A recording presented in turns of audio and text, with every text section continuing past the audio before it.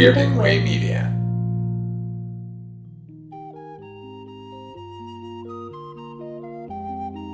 Night, Mr. Walters.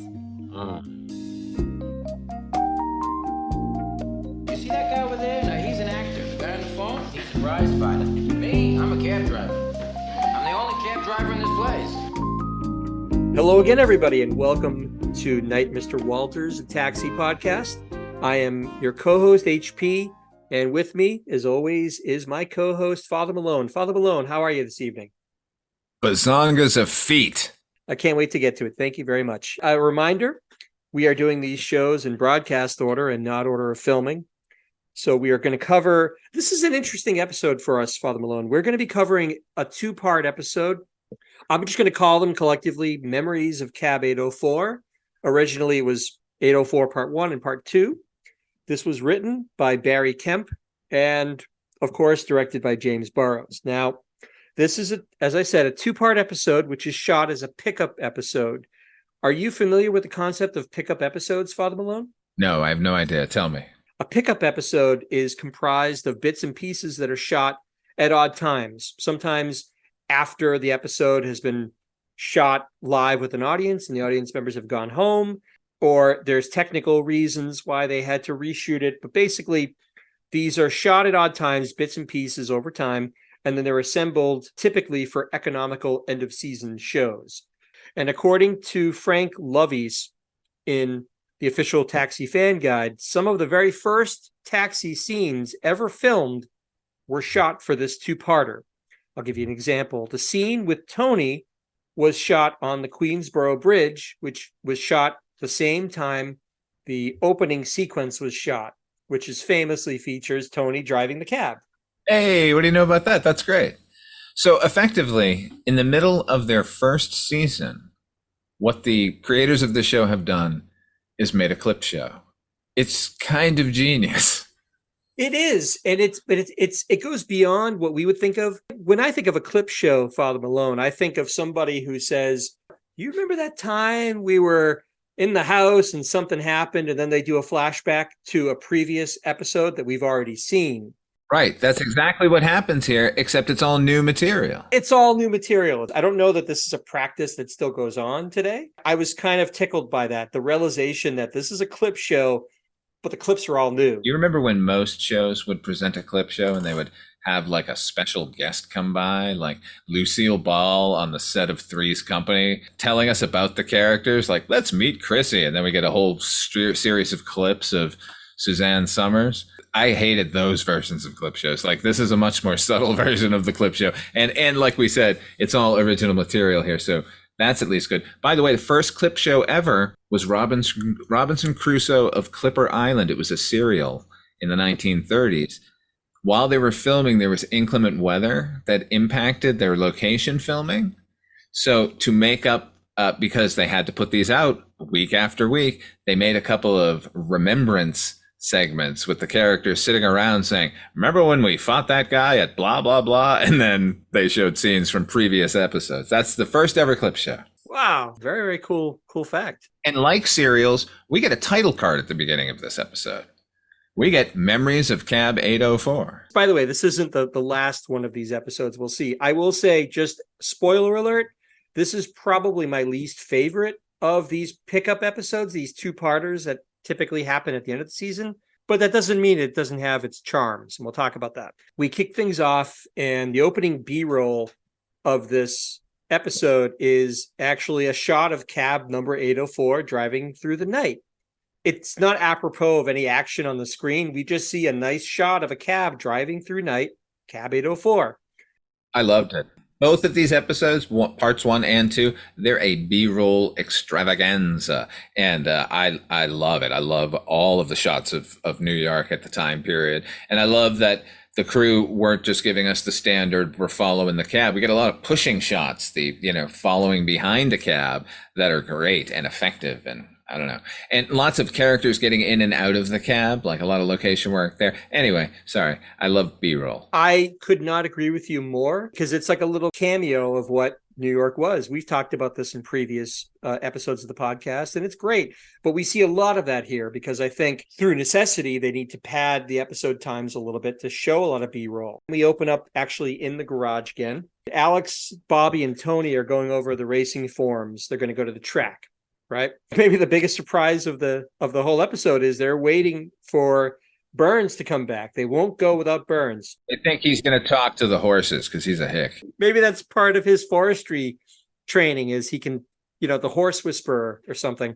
Or maybe it's just another example of his descent into moral depravity. We've seen him and his wife struggling with finances.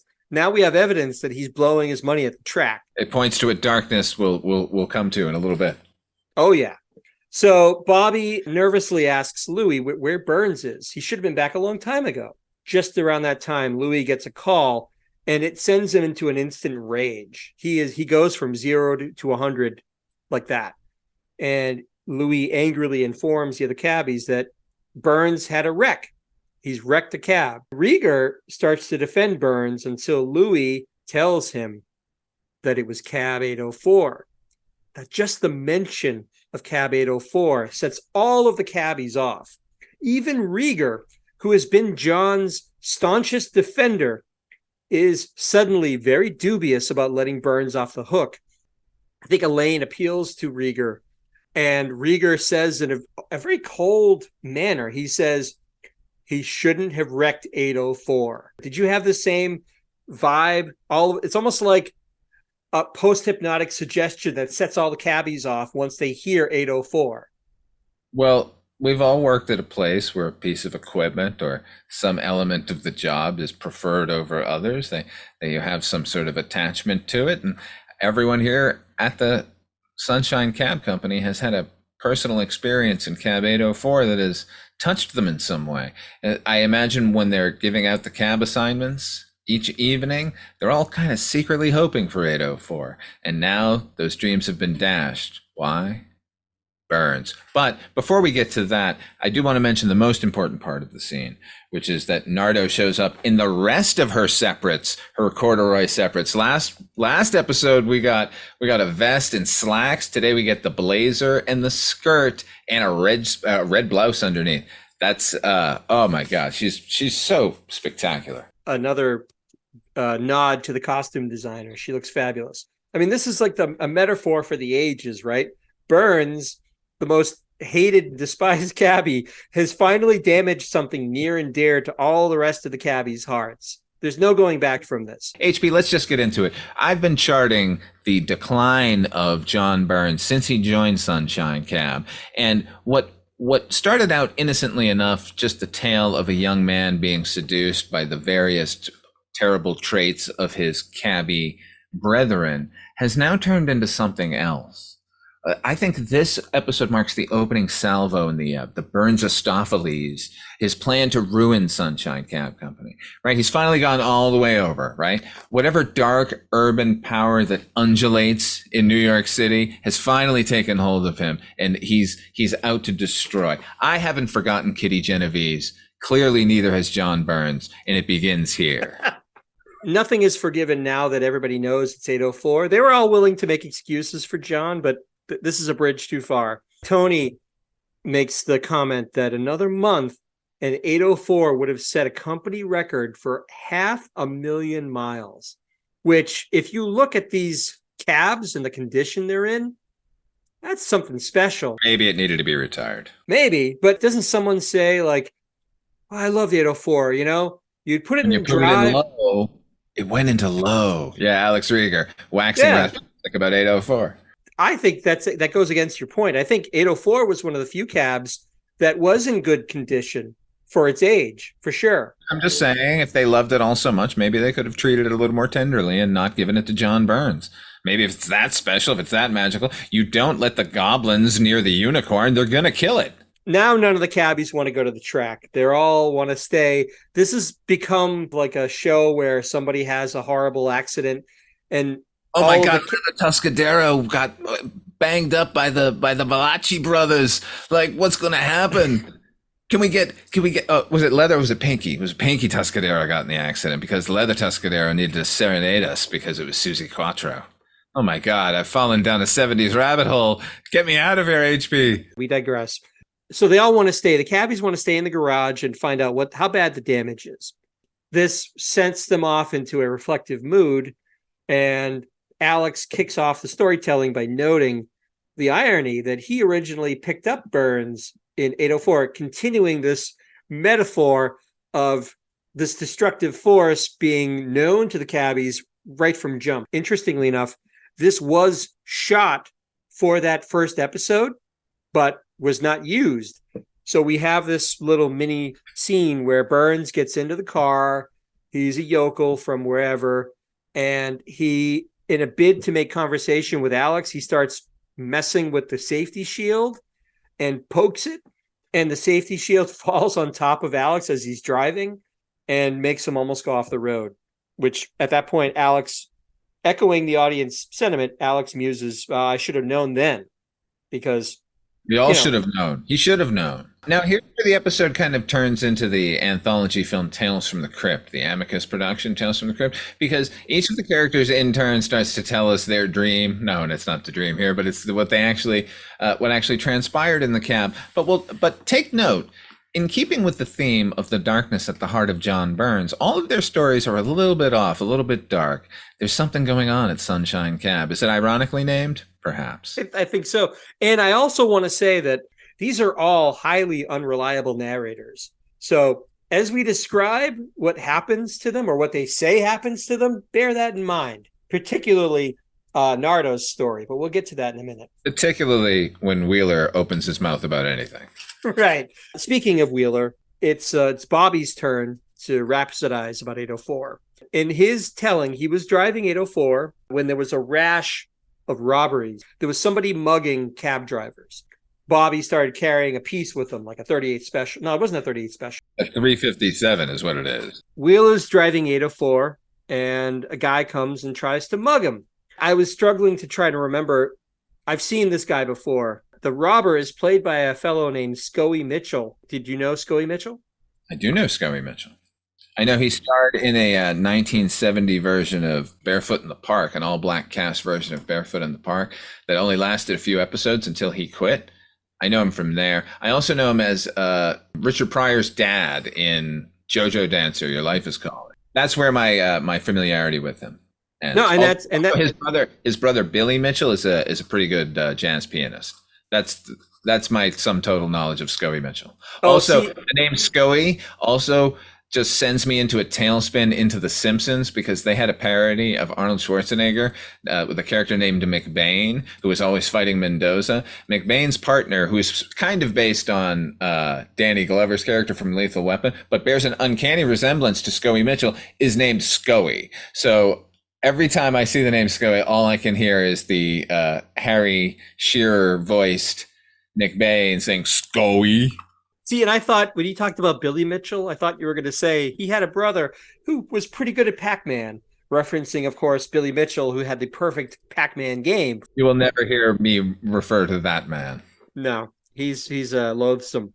I've seen him in, it was like a variation of the Newlywed Game, where you would appear with your wife, and you would be like backstage with headphones on, and they would ask your wife questions. I've seen the show. I think Stilla and Mira were on it once. Yeah. No, totally. The name, I couldn't dig it up for the life of me. But let's just say he did the rounds of 70s game shows. He was on like Password. 70s and 80s game shows, and a ton of 70s detective shows and comedies and guest stars and a lot of things. And he's delightful. He's really good here. I love a reasonable thief, and he's the ultimate reasonable thief in this episode. He is so good in this. He is really funny. He tries to reason with Bobby because Bobby pulls his gun.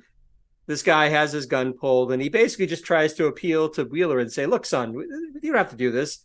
You're misunderstanding. Like, this is the point at which you give me the money, and I take the money, and I go. No tricks. Bobby refuses to back down. So now they're at a stalemate, and they sit in the cab, Neither person is going to put their gun down. They end up fogging up the windshield. And when Bobby goes to wipe away the windshield to see how much time has passed, like, they realize that they've gotten a ticket. because they've been sitting in this Great. cab for so long, which, delights the robber. He thinks it's the funniest thing. The writing is great. The performances are great. I love this whole segment. I love these two guys. So more and more time is passing, and they're getting more and more tired as they hold these guns up. And Wheeler, he has this idea that they're going to take a break and switch the guns to the opposite hand. Have you ever held a 357 Magnum? How many hours had they been holding it that the police came and put a ticket in? He's got a good idea. That's not what I think is a bad idea. What I think is a bad idea is giving the robber any chance to try any funny stuff. Because what's he going to depend on this guy's, his word that he's not going to try anything funny? Because guess what? They do the count of 3, 1, 2, 3. And the robber kind of like pushes himself into Wheeler, and they fumble. The guns all fall to the floor. They pick up. Now they've got each other's gun. I'm going to disagree with you about your characterization of the tussle. I think they were both switching hands at the same time, and their guns collided because they did it too close to each other. I don't think there was any mischief going on between either of these combatants. I will respectfully disagree. I'd say go back and watch the tape. But nevertheless, they fumble somehow with the guns. They each come up with each other's gun. Now Wheeler has the robber's gun. The robber has Wheeler's destroyer and a hand cannon in his hand. When Bobby protests, the robber informs him that his gun wasn't loaded anyway. So now Wheeler is totally screwed. He says to Wheeler, look, enough games, son. Just give me the money. But in a last-ditch effort, Wheeler shoves the barrel of his gun into the robber's gun until they effectively become one gun with 2 barrels. They get stuck. The robber's just kind of like, hey, man, you're no fun to stick up. Yeah. And he just hands the now one-piece giant art sculpture that is 2 pistols stuck together into Wheeler's hands, and then tries to leave. And this is my favorite part. Wheeler says like, oh, no, man, I'll hit you. That phrase, the way his intonation, the way he said, I'll hit you. That I've been hearing that for 40 some odd years. I realized while rewatching this episode that this might be the episode of Taxi I have seen the most. So anyway, when the robber finally gives up, Wheeler isn't going to let him off the hook. Now the robber owes him $48 because the meter has been running this whole time, plus the cost of the ticket. Exactly. So the robber gives up the money, and he dejectedly says to him, hey, I don't have enough money for cab fare. Can you give me a lift home? And Wheeler, in a moment of compassion, says, all right, where do you live? And the guy tells him his address, and he says, you're going to take me there? And Wheeler says, no, I'm just going to tell the cops where you live, and then just drives off. And that's the end of Wheeler's tale. I didn't like that. I didn't like that part of it. Why? Why didn't you like it? I thought that was pretty funny. You know, Wheeler won that contest. He robbed a robber. He didn't need to turn him in. Bobby Wheeler has betrayed the code of the streets, HB, and we now have to turn our backs on him. I didn't have a problem with it. So now we're back in the garage, and now it's Tony's turn to tell his tale of Cab 804. And he says that he saved a guy's life once in 804. And we cut to another wonderful B-roll showing Tony picking up a guy in 804 under an overpass kind of thing. Yeah, it's all great. It's all good location stuff. And if you tell me that this was made for the first episode, then I say right on. I love it. It is. The other great thing about this particular vignette is it's one of the few where you see the cabbies in broad daylight. That's true. Yeah, we had a conversation about that if we ever see them. And I guess here's the answer. We do, and it's Tony Banta. Here it is. So he picks up a guy with a drifting toupee. Did you know who this gentleman was getting in the cab? Ed Weinberger. Co-creator Ed Weinberger. I've been watching this episode for many years. I never knew that he was the uncredited suicidal passenger. The guy tells Tony to stop on the bridge so he can kill himself. Just as he hoists one leg over the bridge to do it, Tony yells, "Hey, don't do that!" To which the guy responds, "Okay," and gets back in the cab. And that's the sum total of Tony's vignette of 804. It's a good bit. It's ruined a little bit for me from the crew van that's parked directly behind the taxi, and they add in a horn honk as if it's traffic, but there's no one driving. There's no one at the wheel of the van behind it, so that was not so great. Listen, it's kind of a fun story, right? Banta saving this man from jumping, but Yeah. what drove that man to jump in the first place? John Burns. We'll see. You see him weaving his web here. We go back to the garage, and now Bobby and Tony are arguing over whose story was better. I mean, I think we can agree that Bobby's story was a lot better because Yeah, way better. it prominently featured Scully Mitchell. Louis comes out of his cage to inform them, and he has an even better story than all these cabbies. He's right. He is 100% right. This is my favorite of all these 804 tales. We actually learn a lot about Louis in the course of this. We cut to Louis. He's driving a cab. He's just randomly yelling at other cars and pedestrians, as you would expect Louis to be doing. He's hailed by a father who wants Louis to drive his young son to a private school. What's the kid, 12? The father gives the kid $600 with express instructions that it's for food, books, and necessities. And he says, and I quote, "It's not for gambling, pornography, or to purchase weapons." He asks Louis if he's a father, to which Louis replies, "I don't think so." It's a better way of saying, not that I know of. It's actually a funny way of saying that. And the father says back to him, "Don't be." So the guy says goodbye to his son and says that he's going to tell his mother he's sorry he made her cry, which is kind of the final bit that you already hate this kid because you can just tell he's just a no good Nick. The kid is played by Chris Barnes. Barnes, baby. Tanner from the Bad News Bears. Everyone loved Kelly Leak, right? We all looked up to Kelly Leak. No, not me. I was always a huge Tanner fan. And he's a tiny, tiny force of nature. He's so great in those first two. I think he's only in the first two Bad News Bears movies. When I went to look up his IMDb, he stopped acting sometime around 1985. The last we heard is he's working as a florist in Utah. Listeners of Night Mr. Walters, if you have any leads, please feel free to contact us. You can find that information on the website, on the Weirding Way Media. If you happen to be Chris Barnes and you're listening to this episode, feel free to reach out to us too. We'd love to hear from you. I'd love to catch up with Tanner from the Bad News Bears. That would be fantastic. So after a sarcastic exchange Louis has with the dispatcher, Louis tells the kid prophetically, "Remember this, all dispatchers are scum." The kid convinces Louis to let him drive for $30. When Louis asks if he's sure, the surly kid replies, "You don't steal cars without knowing how to drive them." I love him. Did I mention I've seen this episode more than any other episode? I've seen this from a very young age more than any other episode. I loved this kid. By now, we already know how loathsome Louis is, but here he's being matched by this little pint-sized terror getting driven to a private school. We're kind of rooting for Louis in a weird way, but at the same time, we're happy that Louis is getting put in his place.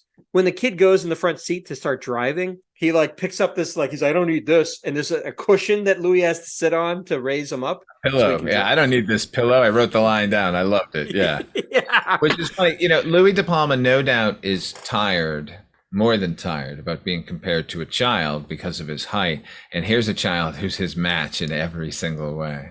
By the way, kudos again to whoever is running the poor man's process, because I don't know if you noticed this, Father Malone, but there are times as they're in their conversation, Louis will say red light, and it's actually a red light reflected on the cab, and then he'll say green light, and the green light it's phenomenal, right? Oh yeah, we've said it before. We've said it since the very first episode. What's going on here? Any of their process shots where we got the cabbies driving at night, it always feels like they're driving, and it's not. It's them just sitting on a stage, and it's because of the hard work of the technicians behind the taxi over on Melrose Avenue at the Paramount lot. Louis starting to make conversation with this kid as the kid's driving, and he asks the kid about being rich and what his mother looks like. And the kid whips out his wallet and says, "Oh, here's a picture of my mother." So Louis looks at it and he says, "Hey, ooh, nice bazongas." And the kid says, What are bazongas?" And Louis asks him how old he is. And the kid says, 12. And what's Louis' reply? Bazonga's a feat. Okay, it's a good joke, but at the same time, this kid smokes a pack of unfiltered cigarettes a day and knows all these bar bets that completely stupefy younger Louis De Palma here. So like I appreciate the humor, but at the same time, that kid would have not said what are bazongas. It is a bit of a stretch, especially considering that the father already warned him against buying pornography. Pornography, no weapons, like this kid's all set. Now the conversation between the two of them starts to escalate into bar bets that the kid is smarmily keeps winning, right? They're like textbook bar bets. He says he knows he can predict the score before the game between the Celtics and the New York Knicks. He wins the bet by saying 0-0. He says to him, he bets that he can say all 50 states in less than a minute. They're so stupid. Like Louis should have known better. Louis should have known. This one was ridiculous because he says, all right, you're going to say all 50 states in less than a minute. You're on. And then all the kid does is say all 50 states, and takes the money off the dashboard. They finally arrive at the school. Now, De Palma is not happy about this whole situation. I think the kid even says like, oh, I wish this ride could last longer. We soaked him for $200. Yeah, no, it's a lot of money. And then they pull in. And the kid offers one final bet to win back his money. He says, "This is going to be men." Right. He says, "This is, this is a man's bet about who can hold their breath the longest." Louis agrees, and he's going to bet the whole $800. That's the $600 the kid brought with him anyway, and then another $200 that he just won off of Louis. They make the bet and they start. And it starts to look like Louis is in some distress, like he's about to pass out or keel over. He has this strange cross-eyed look to himself, and he actually does kind of. Oh, he keels over entirely. Yeah, like he's no longer conscious. The kid says, "Oh, are you okay?" To which Louis proclaims, "You breathed! You breathed!" There's a huge audience reaction. Everybody is now delighted that Louis has finally put one over on this 12-year-old kid who has been such a prick to him the whole time that he's been driving. Now the kid starts crying about how the money was supposed to last him all year, and now he's got nothing. Louis looks at the kid and maybe sees something of himself in this boy. Who, get out of here. I'm leading up to something here. He comforts the boy. He admonishes him. He says, "You learned your lesson, right?" And the kid says, "Oh, you bet I did." Louis says, "Well, all right then." And he pulls out the wad. And just when you think he's going to peel off the $600, he gives the kid a 20 and says, "Here you go." He has the most sanctimonious look on his face. It looks like Louis thinks to himself, I've done a good deed for the day. Yeah, no, in his mind, he really did do a good deed, though. Giving any of that money back. He could have kept it all. He should have kept it all in his mind. Here's some of my thoughts on this scene. This episode taught me that the New York Knicks are the New York Knickerbockers. I had no idea prior to this because Louis says that in dialogue. So I appreciate the episode just for that. When I was a kid, I was horrified at the thought that this kid had lost all of his money. To me, being young and seeing this, there was nothing I could imagine worse than being entrusted with a bunch of cash and somehow ending up there and it not being there. Rewatching it now as an adult, all I can think is this rich little bastard is just going to call home and say that cabbie stole my $600 and they're going to send him another $600. Yeah. And I think we can speak from some experience with our experience at private schools, Father Malone. The problem is, HP, I got to say this, that this is a sort of expectation denial situation that Taxi set up in my head, because you and I did go to prep school. We went to a prep high school together, and I was expecting to meet a Tanner character like this character from Taxi, who was like on the make and at least like making something happen. He was a scammer and a con artist. Like that guy, he could be the prick, and I would admire him being a prick and still be his friend. But what we were dealt with were just pricks. Yeah, that's fair to say. I think the less said about that, the better. But yes, we didn't meet anyone who like had some grand scheme, like in Toy Soldiers, the kid who's making the liquor in the mouthwash bottles, Right.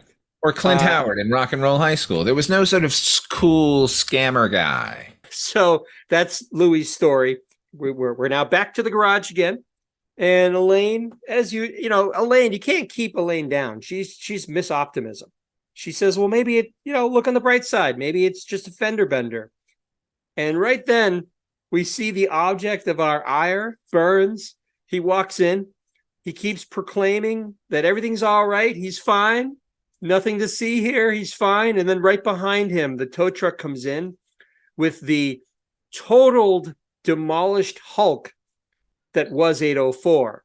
Like she met Christine out on the roads. Right. It does look like something out of Christine. It's completely mangled. And Alex goes over to try to open up the passenger side rear door, and it falls off in his hand. One of my favorite moments when Danny DeVito's reaction to that is like, what are you doing? Why are you touching it? That is the end of episode 1 of the two-parter. We see Burns walk in and all the horror that he's wreaked by the senseless totaling of 804. God knows why. Senseless? Oh, no. There's sense to it. It's just kept from us. Kept in the dark heart of John Burns. There's a quick narrated recap of the previous episode in part 2. Were you able to find out who did the narration? No. It sounds like one of the writers or one of the creators of the show. Like somebody involved with the show, like, oh, we need something here. But I do not know why they didn't turn to one of their fabulous cast. After this quick, meanwhile kind of thing, we're back with the wreckage of 804. Alex announces that 804 is about to go, quote, under the wrench, which sends Burns, he starts wailing that he wishes it was him going under the wrench, and the audience collectively nods their head in agreement. Yes, we all wish it was you and not 804, Burns. And every character in that garage is also thinking it. Oh, yeah. But here's the thing, HP. That's exactly what Burns wants. I've already heard your dark tales. Tell me the good ones. Tell me the ones that will make you actually miss this hunk of slag that I've returned to you, as so many of your memories and dreams will be. Speaking of which, it's Elaine, ever the compassionate caregiver, is the one who tries consoling Burns. But even she is greeted by glum, accusatory looks from the rest of the cabbies. Maybe they're all onto Burns's evil scheme. Who can say? Now Latka walks in, and it's like a scene out of a medical drama. He's like the surgeon who's come in to try and save the dying patient. All the cabbies rush over to Latka. And like I said, he's greeted like a surgeon getting ready to go into the OR. I think even Burns is putting his gloves on as you would put on latex gloves onto a surgeon. Louis says, we really should get a specialist on this. And Latka kind of dismissively waves his hand and said, there's no need for a specialist. He can fix it. He's so confident. Latka strides over to 804. He performs a kind of a cursory examination with a lot of and kind of prodding and poking as a doctor would probe and prod a patient before he finally announces, I quit. And he just starts walking off the stage. Everybody's freaking out. They all convince him to go back and give it a go. He decides grouchily he will try to save 804, but even he doesn't see much that he can do for it. And now, whose turn is it to tell their 804 tale? Elaine. My goodness, thank goodness we get to spend some time with Elaine Nardo for a little while. After all this falderall with Burns, the rest of these people, my God. Did you just use the word falderall? That's right. Elaine wants to tell her story, and initially, curiously, that none of the cabbies rise to the bait. They all just seem very disinterested until, scumbags they are, until she says that her story is about a guy that she picked up one night. And all of a sudden, now they're all raptly interested. Suddenly, the saxophones begin playing in their heads, and we get a vision of Nardo in flagrante delicto.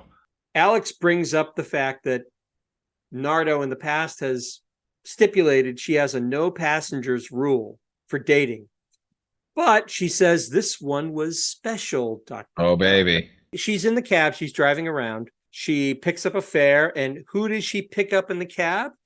It's Mr. Reverse Mortgage himself. It's Tom Selleck, of course. It's multiverse Indiana Jones Tom Selleck. It's a young Tom Selleck. He needs a ride to the country. He's going to an art auction. It's 140 miles away, which initially Elaine kind of balks at. But one look at this hunk in the back seat, her reservations melt away, and she does basically a complete reversal and says, yeah, come on in. She calls Louis, and she says she'll be a little late. How late, he asks? She kind of arches her eyebrow and says, don't wait up. I had mentioned this before. These are unreliable narrators. I don't for a second buy the perfection of how she describes this whole scenario. What are the odds that it's God's gift to women walks into the cab? He's an art collector, an art dealer, and he's going to an art auction. These are all things that are like bing, bing, bing, all setting off like alarm bells. Are you just saying Nardo is a liar? Is that am. Is that what you're putting across here? The sweetest, the most delightful, the purest of the cabbies is somehow just involved in mendacity? I'm merely suggesting that she's gilding the lily perhaps a bit, because it just seems too perfect to be true. Maybe that's the magic of 804. Maybe I'm just looking too deeply into this. Or maybe she's fallen under the spell of the evil Lord Darkness, John Burns. Look, everything is in play here. I'm not going to dismiss any theory at this point. She decides to drive this guy 140 miles. And initially, they start to make small talk. She tells the guy about her art gallery dreams. And hey, what do you know? It turns out this destination is an art auction. And he asks her to join him. And she initially demurs. She says, no. But you can really see that Nardo is starting to warm up to this guy. They cut back to the cab. They kind of fade in and fade out. Now he's actually driving the cab, which I thought was a funny juxtaposition there. Here's where the unreliable narrator thing comes in. He's pouring his heart out to Elaine about how he got divorced because he wanted kids and the ex-wife didn't.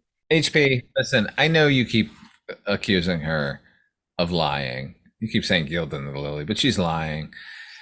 But here's the thing. This might be the one good story. Maybe this was the perfect night for Elaine. This is why people should actually admire Cab 804, because a magical moment like this could have happened.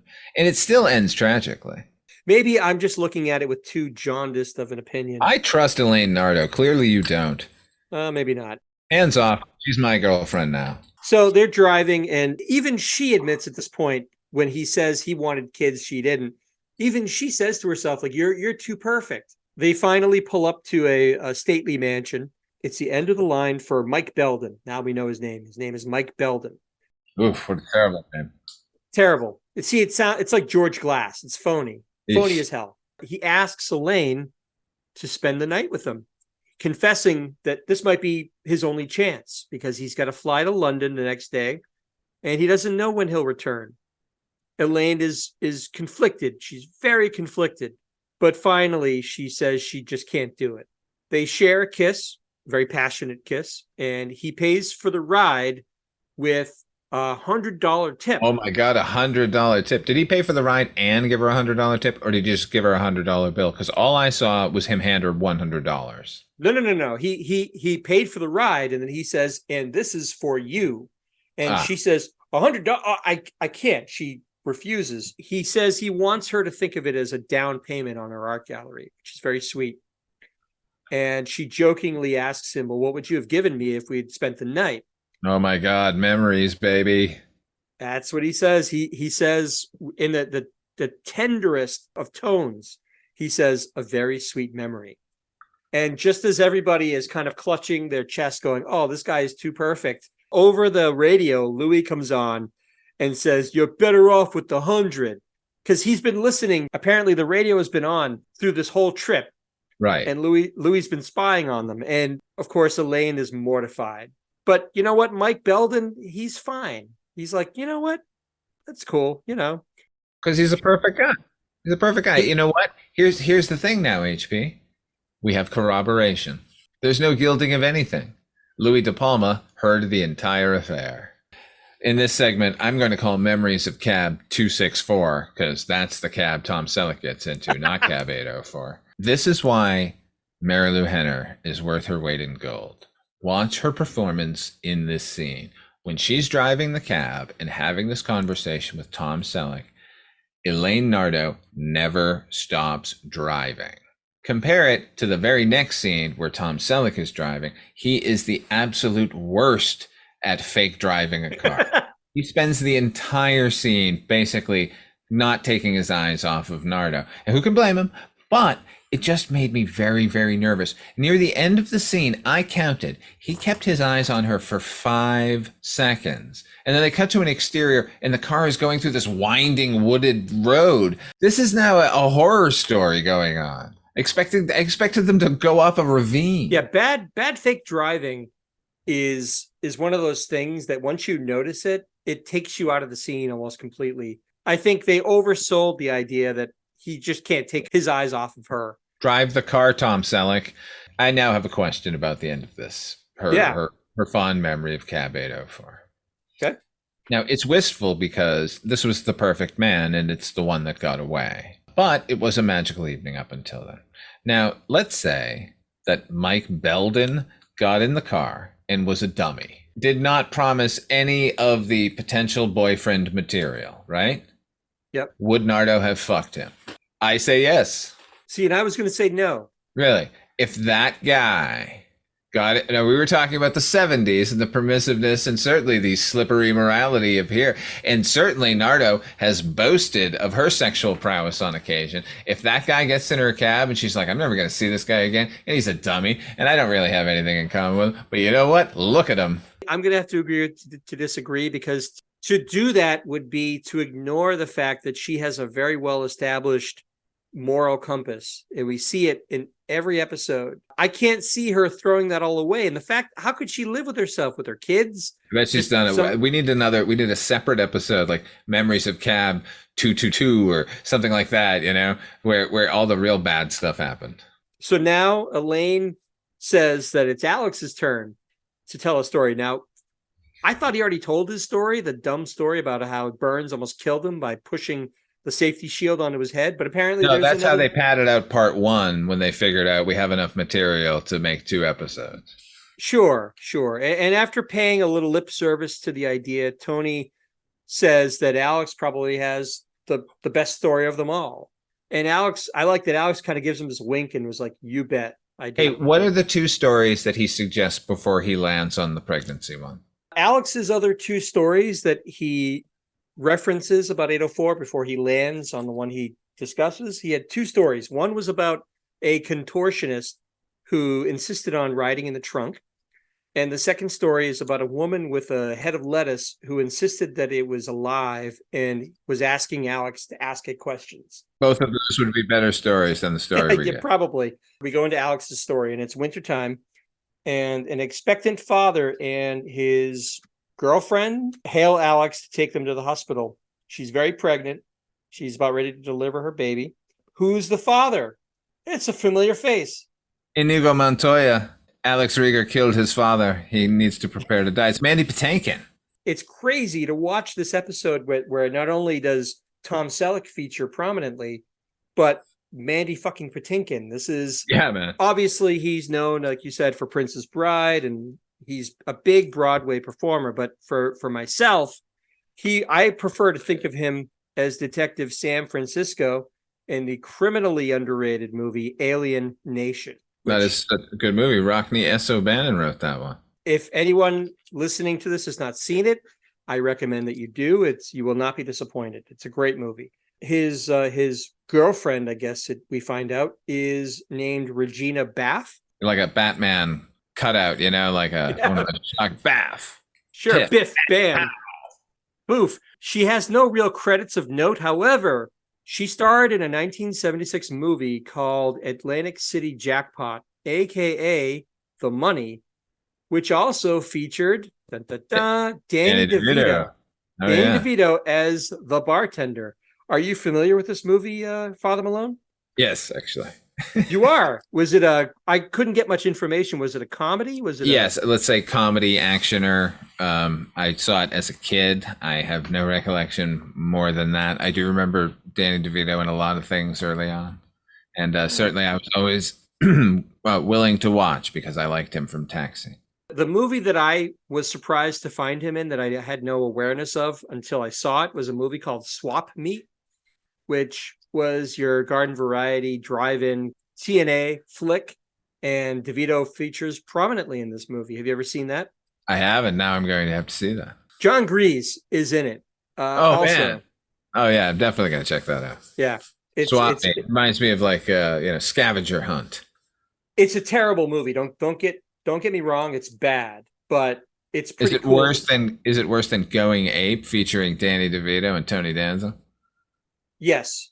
It's worse. Oof, wow. Well, it depends on the really looking forward to it. No. It depends on the criteria with which you're looking to enjoy it on. Like if you're looking for just a mindless teen exploitation movie from like the 70s, always, then you'll love it.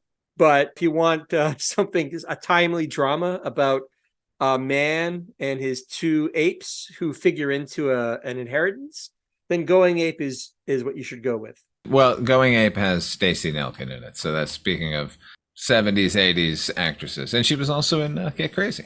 And also featuring Jennifer Walters, I believe, was also in Going Ape. Back to Patinkin for a second, because Patinkin was and always be a monster of the stage. So he was well known to the makers of Taxi, because from my understanding that when Judd Hirsch was being a bit cagey about whether or not he would commit to a series of television, the shortlist included Mr. Mandy Patinkin to take on the role of Alex Rieger, which, thank God, Hirsch came to his senses, because I would have spent 5 seasons constantly on edge that Rieger would suddenly start belting out "Brother, Can You Spare a Dime?" Although to be fair, we do get to see Rieger belt out Being Alive twice in a future episode. So that's fine, but Patinkin would be doing it in every episode.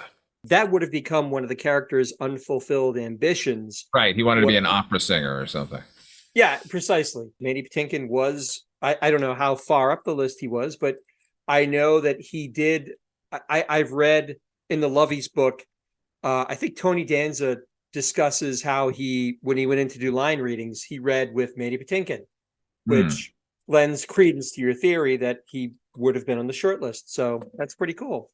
They get in this cab, this expectant father and his girlfriend. There's a mix up where the father gets in without the girlfriend, and they have to. Oh my God! Have you seen an episode in any television series ever where there's an elevator pregnancy, a trapped pregnancy? Here it is.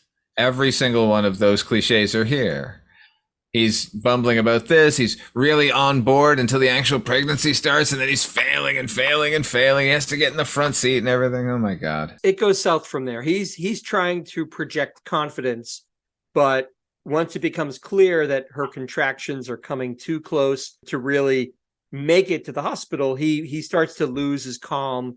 She's going to have the baby right there in the cab. He gets lightheaded. The father gets lightheaded and has to lay in the front seat of the cab while Alex does all the work in helping this woman deliver her baby in the middle of its winter. I mean, it's cold. The father's getting nauseous and lightheaded, like I said. He's still trying to coach the girlfriend and Alex with the Lamaze method. Although my favorite line from this, and this was not my favorite segment by a long shot, but my favorite line is the father says to Alex, make sure she's at a 45-degree angle, to which Alex exclaims, to what? Which is exactly like, if I'm in the back seat with Alex, if I'm Alex in the back seat with this woman, and he says like 45 degrees to what? To the seat, to her back, to her legs. Like, what does this all mean? So I thought that was pretty funny. I agree. There are gems here. I know I'm beating on it because it's Clicheville, USA, but it's winning because the performances here are all solid. They're really, really good performers. It can't be bad. The writing is fine, but they're elevating everything, these three. Because it would have been so easy to have the panicky dad who's hyperventilating and overdoing it and playing it like really huge. And that's not what Patinkin does here. Alex frantically calls Louis on the radio and tells him a lady's having a baby, to which Louis replies, I never saw her before. He asks Louis to send a doctor to their location. The baby's coming and the father refuses to look. The mother, I think his name is Alan. The mother, whose name I believe is Ruth, says that she'll remember this and, she's going to hold this against him. At the last second, the guy finally says, all right, I'm going to look, but I'm going to pass out. And then he looks. And of course, this beautiful look of calm and wonder and happiness, and just it flashes across this guy's face, witnessing the miracle of childbirth, what have you. And then he turns to the camera and he says, you've been patinkin. You've been patinkin. That is outstanding. So finally the baby comes out.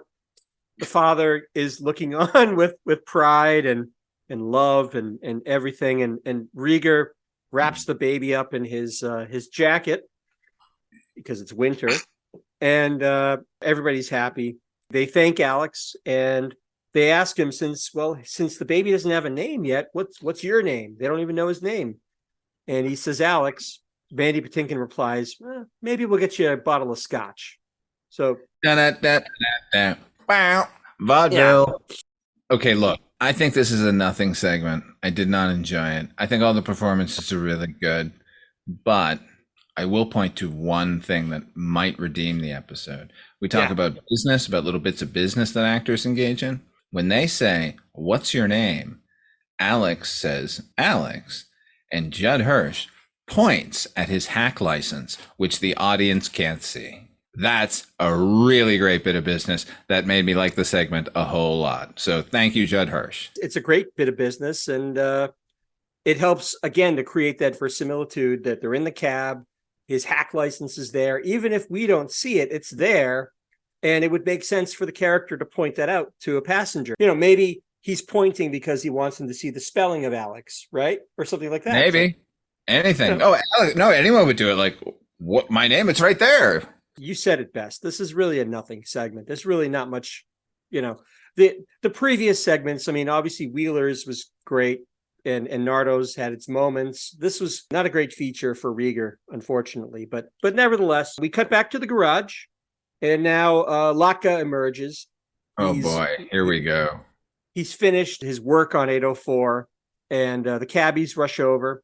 And Latka, with great fanfare, presents them with the newly repaired Cab 804. And it looks brand new, right?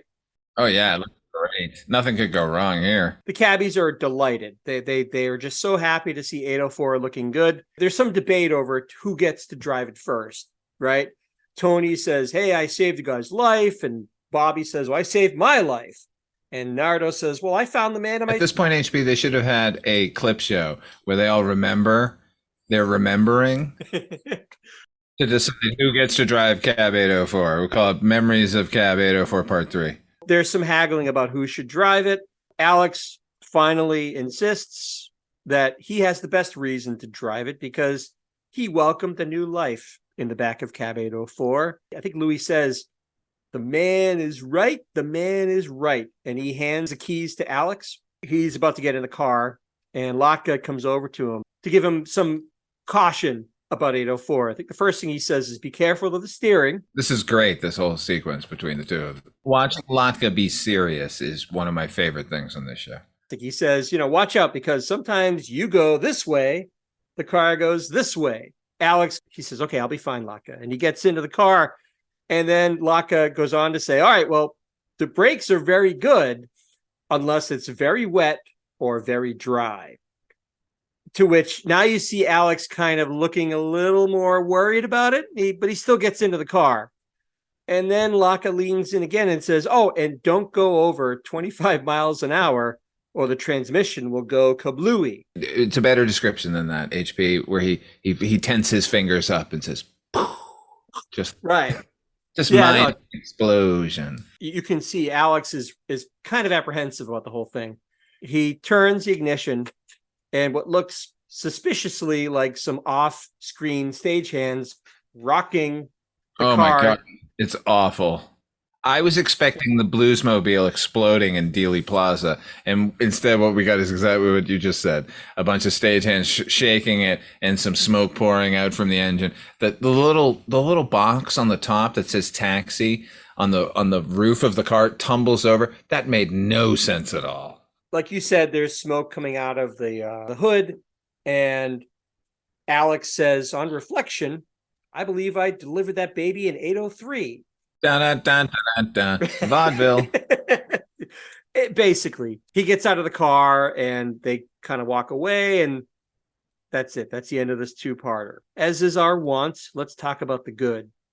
Why don't you kick this off, Father Malone? Well, this is a two-part episode, but I think we're going to do it as cumulative here, right? All is one. All is one. Okay. So overall, I loved all the B-roll going on in this episode. It was fantastic. I liked the entire segment with Wheeler and his would-be assailant, Scoey Mitchell. Chris Barnes is the MVP of the entire episode. He's so good, so effortlessly charming. And one thing I've always said about child performers, they can appear intelligent without appearing precocious, which is what Chris Barnes has always done in every single one of his roles.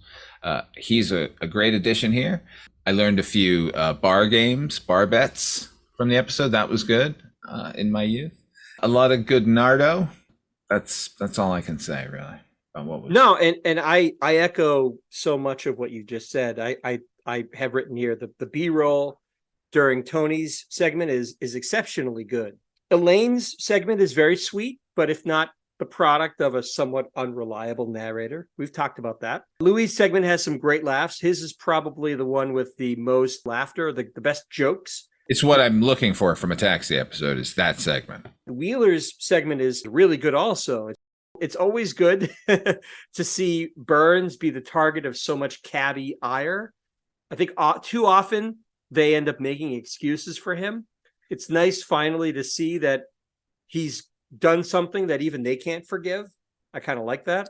Yeah, they've totally accepted him as one of their own unwillingly, like the dog at the beginning of The Thing. Right.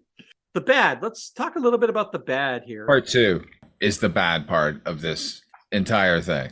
And the less said about Alex's segment about having the baby in the back of the cab. No, both those segments, effectively, if you just jettison part 2, you've got a really solid episode of Taxi. We were never going to get the quintessential Taxi episode out of either of these episodes or collectively as a whole. As novel a concept as it is of having a clip show with new clips instead of clips that had already happened, it still was never going to be the top quality of what you can expect from a Taxi episode. So for me, it was inconsistency about some of these segments.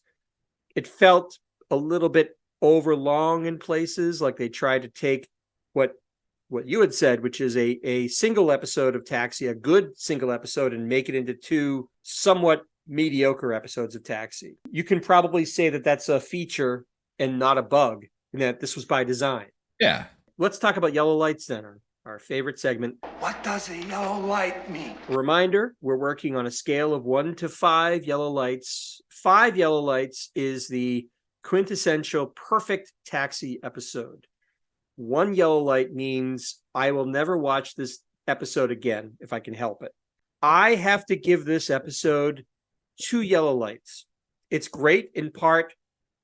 There are some wonderful moments, but overall, the whole is somewhat less than the sum of its parts, I guess, if you will.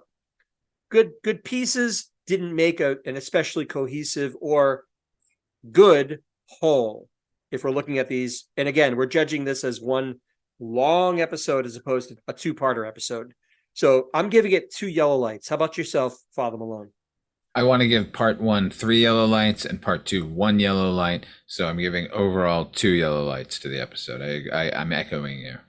And I like your reasoning. I like the fact that you averaged out the score between the first and the second parts and then just averaged out that total. Luckily, if you were to ask me if you were to watch one of these episodes, I could say, yes, watch part 1. It's worth it. It's funny, and you're going to have a good time with those characters. It's consistent, and it's all good. There's no padding at all, really. Yeah. One of the great things about Taxi is there are just so many great episodes just waiting to be discovered and discussed that I always look forward to this. It's in fact, we get some good ones coming up, some interesting ones, but nevertheless, just to summarize, each of us give the episode 2 yellow lights. So that will do it for this particular episode of Night, Mr. Walters.